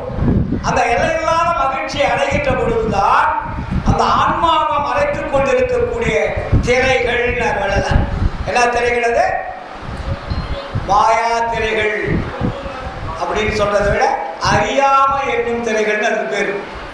அதுக்கு பேரு அஞ்ஞான திரைகள்னு பேரு. இந்த திரைகள் உங்களுடைய ஆன்மாவை மறைத்துக் கொண்டிருக்கிறது. இப்போ உடம்புல இருக்கிறத எல்லாமே புறத்துல நீங்க பாக்குறீங்க இல்லையா? நம்ம கை தெரியுது, காலு தெரியுது, உடம்புக்கு எல்லாம் தெரியுது. ஆனா கண்ணு தெரியுது உங்களுக்கு? உங்க கண்ணு தானே, உங்க கண்ணை உங்களால பார்க்க முடியுமா? உங்க மூக்கு தானே உங்களால பார்க்க முடியுமா? உங்க வாய் தான் பார்க்க முடியுதா? உங்க தலையை நீங்களே பார்க்க முடியுதா? அப்ப என்ன தேவை பார்க்கறதுக்கு? கண்ணாடி வேணும். அதுபோல அந்த ஆன்ம நெகிழ்ச்சி, ஆன்ம உருக்கம், ஆன்ம இரக்கம் என்பது கண்ணாடியில் உங்கள் முகம் தெரிவது போல மற்றவருடைய ஆன்மாவில் இருந்து உங்க ஆன்மாவுக்கு தனித்தானே தெரியும். புரியுதுங்களா? உங்க முதுகு உங்களுக்கு தெரியாது. ஆனா உங்களை இயக்கிக் கொண்டிருக்கக்கூடிய மெய்ப்பொருள் என்னும் ஆன்மா உங்களிடத்தில் இருக்கிறது. ஆனா உங்க கண்ணுல பார்க்க முடியலையே. நம்ம உடம்புல இருக்கக்கூடிய நம்முடைய ஆன்மாவை, நம்முடைய ஜீவனை நம்மால் பார்க்க முடியவில்லை. நம்ம கண்களுக்கு எது தெரிகிறது? இந்திரியங்கள் மட்டும் தெரிகிறது. இந்திரியம் என்றால் என்ன? கண், மூக்கு, காது, செவி, மெய்யன் சொல்லக்கூடிய ஐம்புலன்கள். இந்த ஐம்புலன்களை இயக்கக்கூடிய அகத்தில் இருக்கக்கூடிய ஐம்புலன்களுக்கு அது தெரியுமா? தெரியாது. அதுக்கு பேர் தான் இது ஸ்தூல பஞ்சாட்சரம், அது சூட்சும பஞ்சாட்சரம் வச்சாங்க. இதுக்கு சமயங்கள் என்ன சொல்லிட்டாங்க? இதுக்கு மந்திரத்தை ஸ்தூலத்துக்கும் சூட்சுமத்துக்கும் அவன் ஒரு பேர் வச்சான். என்ன பேரு? சிவாய நமகோ நமச்சிவாய. சிவாய நமத்தை எழுதி திருப்பி போட்டீங்கன்னா நமச்சிவாய. புரியுங்களா? இதான் அவங்க மந்திரம். ஆனா வள்ளலார் என்ன பண்றாரு? இந்த மந்திரம் எல்லாம் இந்திரியங்களோட முடிஞ்சு போதுப்பா. அது கரணத்துக்கும் போறதில்ல, ஜீவனுக்கும் போறதில்ல, ஆன்மாவுக்கும் போறதில்லை. அப்போ கடவுள் எங்கே இருக்கிறார், எப்படி இருக்கிறார், என்ன செய்து கொண்டிருக்கிறார், அவருடைய நாம ரூப பெயர் என்ன என்பதை இதுவரையில் யாரும் சொல்லவில்லை. அப்ப வள்ளலார் நமக்கு 4 ஒழுக்கத்துல 4 வல்லவங்களை நமக்கு கொடுக்குறார். ஃபர்ஸ்ட் சாதா கல்விக்கு நீங்க கடைபிடிக்க வேண்டியது எப்படி என்றால் நல்லா புரிஞ்சுக்கணும். சன்மார்க்கம் என்பது ஒரு தெளிவான நீரோடையாக போகணும். கலக்கம் கலங்கள் இருக்கக்கூடாது. கலக்கமும் கலங்கமும் இருந்தால் அது கலங்கி கொண்டேதான் இருக்கும், தெளிவடையாது. வள்ளலார் மிக தெளிவாக சொல்லுவார், 4 பகுதிகள். அந்த 4ஐயும் கடைபிடிப்பது கண்டுபிடிப்பதற்கு நீங்கள் என்ன செய்ய வேண்டும்னா, அழகான ஒரு பாடல் சொல்வாரு, சாகாத கல்வியே கல்வி. என்ன பேரு? நீ கல்வின்னு எடுத்துக்கிட்டீங்கன்னா சாகாத கல்வி மட்டும்தான் கல்வி. நீங்க எல்லாரும் கல்வியே பேர் சொல்லாதான்ட்டார். சாகாத கல்வியே கல்வி, ஒன்றே சிவம்தான் என அறிந்த அறிவே தகும் அறிவு. இந்த ரெண்டு வரியில என்ன புரிஞ்சுக்கிட்டீங்க? சாகாத கல்வியை கற்பதுதான் கல்வி. அப்ப அந்த கல்வியை தெரிந்து கொள்வதற்கு என்ன பண்ணுமா? ஒன்றே சிவம்தான் என அறிந்த அறிவே தகும் அறிவு. உனக்கு அறிவு வேலை செய்தனா, நீங்க ஒரு கடவுள் என்பதை விட்டு இன்னொரு கடவுள் இருக்கிறார் என்று நினைத்தால் நீ அந்த கல்விக்கு தகுதியாக்க மாட்டார். அந்த கல்வியை பேசுறதோ படிக்கிறதோ உங்களுக்கு தகுதியே கிடையாது. ஒன்றே சிவம்தான் என அறிந்த அறிவே தகும் அறிவு. மூன்றாவது, மலம் ஐந்தும் என்ற வல்லவமே தனித்த பூரண வல்லவம். வல்லவம்னா என்ன? ஒரு நாட்டடிக்கிறது, வீட்டடிக்கிறது, கொள்ளடிக்கிறது, கொலை பண்றது, கள்ளக்காதல் பண்றது, கள்ளக்கடத்தல் செய்வதெல்லாம் வல்லவம் அல்ல. மலம் ஐந்தும் என்ற வல்லவமே தனித்த பூரண வல்லவம். அதுக்கப்புறம் என்ன சொல்றாரு? வேகாத காலாதி கண்டுகொண்டு எப்பொருளும் விளைய விளைவித்த தொழிலே மெய்த்தொழிலதாகும். 4 பட்டியல் போட்டார். இது சாகா கல்வி, கடவுள் ஒருவரே என்பது, மலத்தை 5ஐயும் வெல்லுவது, அதுக்கப்புறம் சாகாது இருக்கக்கூடிய தொழில். வேகாத காலாதி கண்டுகொண்டு எப்பொருளும் விளைய விளைவித்த தொழிலே மெய்த்தொழில். அதுதான் மெய்த்தொழில். நம்ம செய்யற தொழிலா பொய்த்தொழில். இந்நான்கையும் ஒருங்கே வியந்து அனுபவிக்கின்ற வாழ்வே மரணமில்லா பெருவாழ்வு வாழ்வதற்குண்டான தகுதி பெற்றது. வேகாத காலாதி கண்டுகொண்டு எப்பொருளும் விளைய விளைத்த தொழிலே மெய்த்தொழிலதாகும். இந்நான்கையும் ஒருங்கே வியந்து அடைந்து மாகாதலுற எல்லாம் வல்ல சித்தாகி நிறைவான வரமே இன்பமா மண்டுமிது நீ பெற்ற சுத்த சன்மார்க்கத்தில் மரபென்று உரைத்த குருவேனர். சுத்த சன்மார்க்கத்தினுடைய மரபு என்ன? 4. அந்த 4 ஒரு சாகாத கல்வி, கடவுள் ஒருவரே என்பது, மரங்களை வெல்வது, அழியாமல் இருக்கக்கூடிய தொழிலை கற்றுக்கொள்வது. இப்போ நம்ம அழிகிற தொழில் தான் கற்றுட்டு இருக்கோம். அழியாமல் இருக்கக்கூடிய தொழில் எதுன்னா அதுதான் மரணத்தை வெல்வது, அருளை பெறுவதுன்னு அர்த்தம். இந்த அருளை பெறக்கூடிய தொழிலை கண்டுபிடிச்சிட்டீங்கன்னா உங்களுக்கு மரணம் கிடையாது. அப்ப இந்த 4ஐயும் நீ எப்படி பெற முடியும் அப்படின்னு ஒரு கிளாஸ் எடுக்கிறாரு. அதை சொல்லிட்டாரு. இந்த 4ஐயும் பெறுவதற்கு நீங்கள் என்ன தகுதியை பின்பற்ற வேண்டும் என்பதை அவர் கிளாஸ் நடத்துறாரு. நமக்கு வளர அதுக்கு பேர் தான் சரியை, கிரியை, யோகம், ஞானம்னு 4 வச்சாங்க முன்னாடி. வள்ளலார் என்ன பண்ணாரு? அதுல நன்னாக்கு 16 படித்தரங்கள் இருக்கு. சரியை, கிரியை, யோகம், ஞானம் என்று சொல்லக்கூடிய ஆன்மீக வழிகளில் அதுல 4 பாகம். அது அந்த 4 பாகத்துல 16 வழித்தடங்கள் இருக்கு.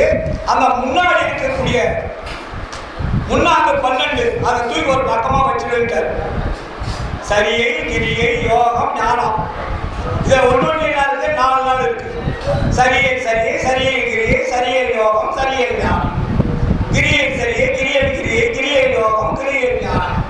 யோகத்தில் சரியை, யோகத்தில் கிரியை, யோகத்தில் யோகம், யோகத்தில் ஞானம்.